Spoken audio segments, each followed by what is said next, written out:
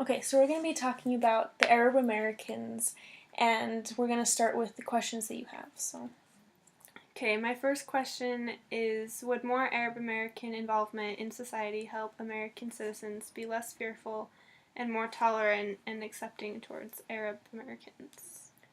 I think that it would help because then we would get you more used to them and realize that they're just normal people and they're not just these weird, I don't know, whatever, like terrorists or whatever people assume that they are, and they'll realize that they're just like them with their own lives and families and whatever.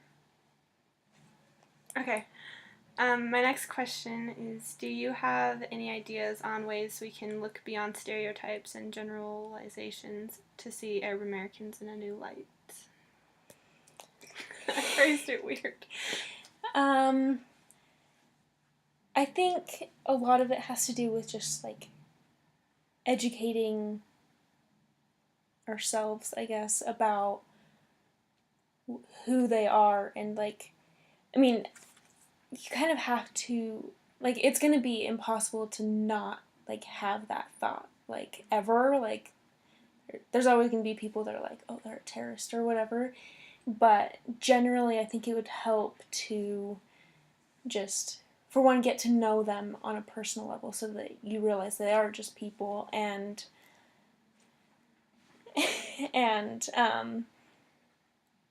like, Not just assume that yeah, they're yeah, scary like like I do. like meet them, like, and like learn about them with an open mind and not just assuming that they're all bad. Just a minority of them Yeah.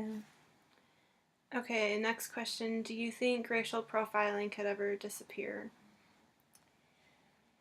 I think that like acting on racial profiling can go away. Like, we can stop, like in airports they can stop, like, oh, they're an Arab, so let's pull them over to do the more intense screening.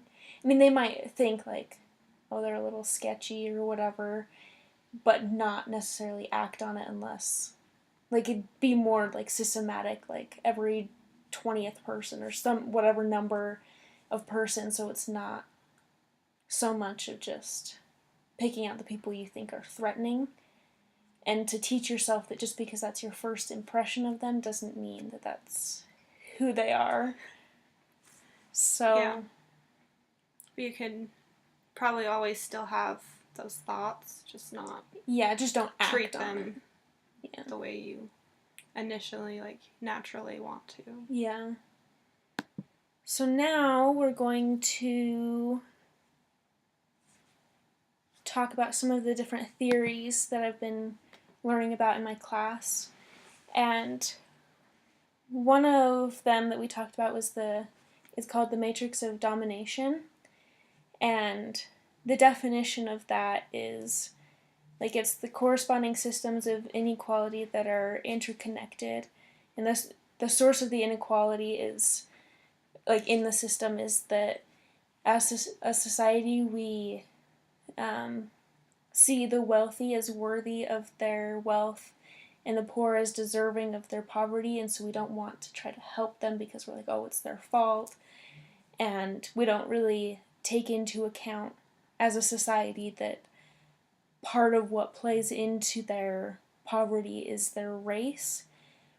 And so a lot of the time they end up in housing conditions that aren't necessarily the best because their jobs aren't as good as they could be if they were being treated fairly, and so then their schools aren't as good, which means then they're not being educated to their highest ability, and then it's just kind of a vicious cycle. And it goes with most, like all of majority, I mean, minority groups. And from things that I've seen, it's kind of, this part was kind of hard to find on Arab Americans because, like, most, like, some of the sites were like, oh, they're wealthier than whites, but it's hard to know if that was just like the site that I was looking at trying to make it seem like they're not struggling. It's hard to know. And then, let's see.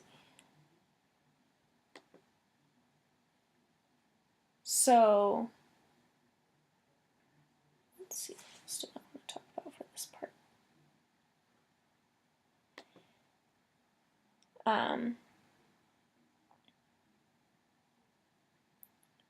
So, sorry, I kind of lost my train of thought. No apologies necessary.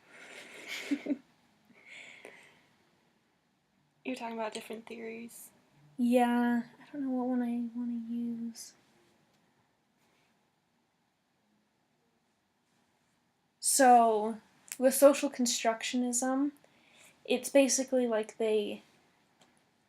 it's